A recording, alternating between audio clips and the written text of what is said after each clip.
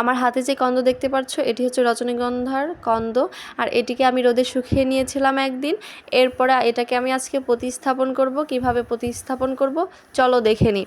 তার আগে আমি এখানে নিয়েছিলাম একটা টব, আর টবটা আমি কিভাবে রেডি করব সেটা আগে শেয়ার করি, তারপরে আমি মাটিটা দেখাচ্ছি। প্রথমেই ড্রেন সিস্টেম করে নিতে হয়, যেভাবে নর্মালি তোমরা সবাই জানো, এটা আর বলার কিছু নেই নতুন করে। তারপরে নিয়েছিলাম ইটের টুকরা, কিছু দিয়েছিলাম বালি দেওয়ার কারণ যাতে পানিটা অতি তাড়াতাড়ি বের হতে পারে।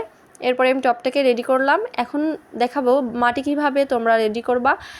হচ্ছে এখানে আমি নিয়েছিলাম মাটি, আগে থেকে মাটিটা আমি অনেক রোদে শুকিয়ে নিয়েছিলাম। এরপরে আমি এটাকে চেলে ঝরঝরা করে নিয়েছি। আর দেখো মাটিগুলো কিন্তু অনেক সফট।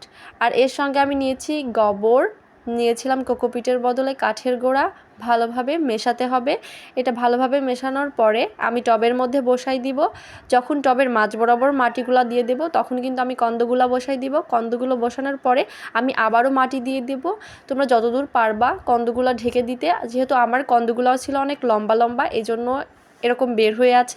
তোমাদের কন্দগুলো যদি ছোট হয় তাহলে তোমরা সম্পূর্ণ ঢেকে মাটি দিয়ে তারপরে হচ্ছে পানি দিয়ে দিবা, তাহলেই প্রতিস্থাপন করা হয়ে যাবে।